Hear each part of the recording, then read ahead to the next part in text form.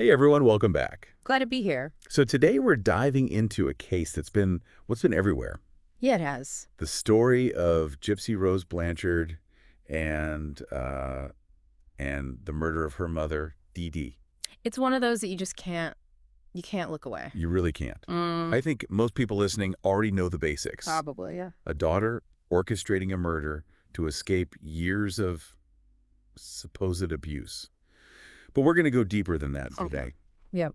We found a lot of YouTube videos and online discussions about this case that, well, they're really fascinating. And they really challenge the initial narrative surrounding this whole complex case. Yeah, the initial portrayal of Gypsy was very much as a victim of Munchausen syndrome by proxy. Yeah. And for anyone who needs a refresher, that's a condition where a caregiver fabricates or exaggerates a child's illness for attention and sympathy. And that's kind of what got a lot of people hooked into this story in the first place. This idea of this young woman trapped by her manipulative mother. It definitely captured public sympathy. Exactly. But as we've seen, there's evidence that Gypsy was maybe more than just a passive victim. Yeah, more than passive, definitely. Some people even argue that she was an active participant in the con. Yeah, in the con. And they point to things like her enjoying the attention, the gifts that they received, the trips to Disney World, all that. And I think a crucial aspect of this shift in perspective really comes from analyzing Gypsy's own words. Her own words. That's a great point. Because, I mean, during her police interrogation, she says, I was taught by the best how to lie. Yeah, that's a pretty chilling statement. That's a very chilling statement. Because it really makes you question the authenticity of all her claims, not just, during the investigation, but in the years since her conviction as well. It's unsettling to think that someone who seemed so vulnerable could be capable of that kind of deception. Yeah. And some sources are even saying that this manipulation goes beyond just the initial crime. Yeah, they point to inconsistencies in her accounts over the years, and they accuse her of continuing to manipulate the narrative even after her release from prison. Really? Yeah. They say she uses social media to control her image and to silence any critics.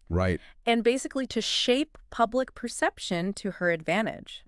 That's a fascinating and disturbing turn of events. It really is. It makes you wonder if she was willing to deceive people for so long. Were the claims of abuse even accurate? Yeah, I mean that's the $1 million question, right? And while we can't definitively say that Dee Dee didn't engage in any form of emotional manipulation, I think the evidence, when you start to look at Gypsy's complicity in fabricating these illnesses, it really raises doubts about the extent of the abuse that she claims she suffered. I mean, for instance, the fact that Gypsy could actually walk, despite using a wheelchair for years, that kind of changes things. It really does, because it suggests a level of autonomy and control that really contradicts this image of a completely powerless victim. And then you've got all these questions about the medical treatments she received. Now, granted, she did have a chromosome microdeletion disorder that required some surgeries.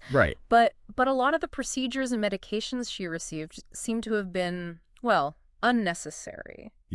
It seems like, even though she had legitimate medical needs, it seems like the extent of her illnesses was exaggerated. Grossly exaggerated. And likely with her participation. And if she was aware of this exaggeration and benefited from it in some way, whether that was through the attention, the sympathy, the gifts, it just really complicates the narrative of her being solely a victim. It's a reminder that things aren't always as they appear, especially in these cases. They get so much media attention. Exactly. Exactly. And it really underscores the importance of critical thinking when we're looking at these kinds of cases, because it's, you can get swept up in the emotional aspects of it, especially when abuse is alleged. But you really have to look at all sides. You got to look at all sides of the story. Absolutely. And speaking of different sides, let's talk about Nicholas Godejohn. Okay. Yeah. Gypsy's former boyfriend. Right. The one who actually carried out the murder. Right. Now, his confession adds a whole other layer of complexity here. It really does. To this already convoluted case. Yeah. So he claims that he was manipulated by Gypsy to committing the murder. He portrays himself as kind of as this love-struck pawn in her scheme. Right. And he even describes this alter ego that Gypsy supposedly had named Ruby. Oh, okay. And he claims it was this evil side of her that pushed him to act. That's a little creepy. Yeah, a little creepy. But if we even entertain this idea of manipulation for a second, it makes you think about the power dynamics in their relationship. Right, exactly. I mean, was Gypsy really the mastermind? Right. Like Gojan suggests? It's certainly a possibility, especially when you consider, Gypsy's history of deception. Right. If she was capable of misleading her doctors, misleading the public, for all those years, it's not a stretch to think that she could manipulate a romantic partner. Right, but we also can't forget that Gojan did ultimately make the choice to commit the murder. Of course. I mean, he had agency. Absolutely. In this situation. Yeah, holding Gypsy accountable for her actions doesn't absolve him of his responsibility. Right. And this kind of brings up this really important question of individual accountability versus manipulation. Right. Even if we acknowledge that he was influenced by Gypsy, he still made a choice. He still made the choice, yeah. A conscious decision to take a life. This case really forces us to confront these really gray areas of human behavior. I mean, it's not always this simple victim and perpetrator. Nope. Right. It's much more complex than that. Yeah. And that complexity also extends beyond the individuals involved. Right. You've got this whole rise of true crime content, particularly on YouTube. That has really shaped public perception of this case. Yeah, you can find all sorts of opinions about Gypsies all over the place. Feel their innocence on YouTube. It's fascinating to see how all these different creators interpret the evidence and how they construct their own narratives. Right. And that raises some really interesting questions about the ethical implications. Yeah, the ethics of true crime. Of true crime content, right? Yeah. Because on one hand, these platforms can give a voice to marginalized perspectives. Right. They can bring awareness to important issues. Yeah. But on the other hand, there's always this risk of exploiting real life tragedies for entertainment and profit. For entertainment and profit, Yeah. And we see this tension playing out specifically in the Gypsy Rose Blanchard case. Absolutely. I mean, some YouTubers have been criticized for profiting off of her story, while others are getting praise for doing this really in-depth analysis and trying to uncover the truth. Right. It's a delicate balance. It is. And as consumers of true crime content, we need to be aware of these ethical considerations. We need to be engaging with this material responsibly. Yeah. I mean, we should be asking ourselves, are we contributing to a culture of exploitation? Right. Or are we really trying to... Are we genuinely inquiring? Yeah, genuinely inquire about this. Yeah. That's a really good question to be asking ourselves. It is. And especially when you consider how social media has become this platform for spreading awareness, but also for spreading misinformation. Right. And in Gypsy's case, she's been accused of using social media to manipulate her image, to silence critics. Right. It just further complicates the narrative surrounding her. You know, it's a testament to the power and the peril of these online platforms. Yeah. They can amplify voices, but they can also distort reality. Right. And that makes it even harder. It does. To figure out what's true. Yeah. What's true and what's fiction. What's not. Uh-huh. Yeah, and this brings us to another fascinating aspect of this case. Okay. And that's the influence of societal perceptions and biases. Okay. And Candace Owens, she's a well-known commentator. Yes. She offered a really unique perspective on this whole Gypsy Rose Blanchard case. She connected it to these larger societal issues. Okay. And she argues that the media's initial portrayal of Gypsy as this purely innocent victim maybe obscured her agency and her culpability and everything that happened. Okay. and she criticizes what she sees as a tendency to afford women more sympathy and leniency in cases like this. Right. And this raises some questions about balanced accountability regardless of gender. That's the thought-provoking argument. It is. It really is. It challenges us to look at our own biases. Yeah. And how those biases might influence how we interpret this case. Right. Are we really looking at the evidence objectively? Right, exactly. Or are we being swayed? Are we letting our preconceived notions about gender and victimhood exactly. kind of color our judgment? It's definitely a question worth considering. Absolutely. Especially as we continue to deal with these complex issues of justice, accountability, and the role of media in shaping public perception. Yeah. Really important things to consider.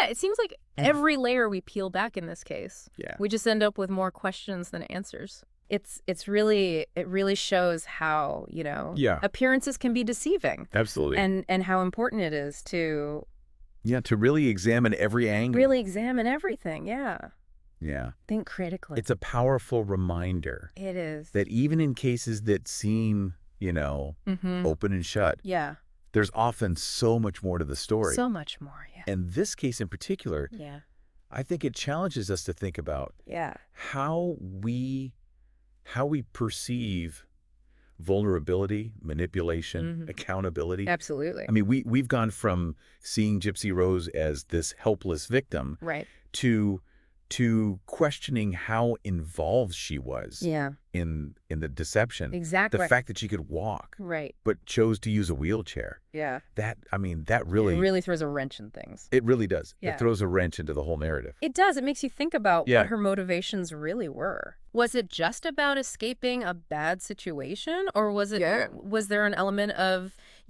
enjoying the attention, the sympathy that came with being, portraying herself as this sick child?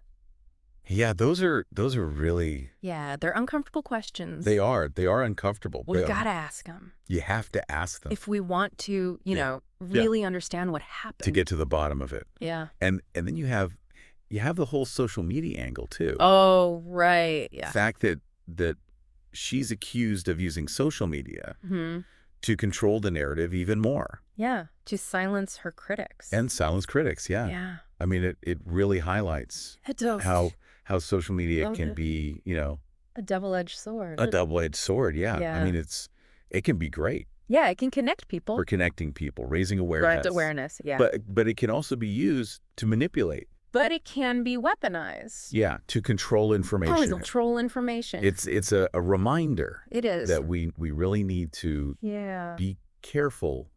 Be discerning about the content we're consuming online. Especially with these cases. Cases that are so emotionally charged. Emotionally charged, exactly. So after all this, after diving deep into the interrogation tapes, Gojohn's confession, all this analysis from YouTubers and commentators like Candace Owens. Yeah. I mean, what are we left with? That's a good question. What do we learn? I think for me, the biggest takeaway is we need nuance, we need critical thinking. Yeah. The Gypsy Rose Blanchard case really shows us that things aren't always black and white. There are layers to every story. Yep. And we have a responsibility to look for different perspectives, to challenge our own biases. Yeah. It's about looking beyond the surface and really grappling with some uncomfortable truths. Yeah. Even when they make us uncomfortable. Yeah, when they challenge our initial perceptions. Yeah, exactly. This whole case has definitely pushed me to reevaluate my own assumptions about victimhood, manipulation, power dynamics. It's not always what it seems. It's not always what it seems, no. Yeah. And it's a reminder too that our, our fascination with true crime needs to be tempered with responsibility. Yeah. We can't just consume these stories for entertainment. For the entertainment value. We have to think about the ethics. The ethics. Yeah. We have to engage with them thoughtfully and critically. Absolutely. This this has been a fascinating deep dive. It has. And I really appreciate you, Oh, of course. guiding us through all of these complex and really thought-provoking issues. Yeah. It's clear that the Gypsy Rose Blanchard case. Oh, absolutely. It's going to continue to spark debate. Spark debate and analysis. For years to come. For years to come, yeah. Yeah? Absolutely. And as new information comes out, as perspectives change, we got to keep those conversations going. We have to, yeah. It's only through that open dialogue. Open dialogue, yeah. And that critical examination that we can really try to understand the realities behind cases like this.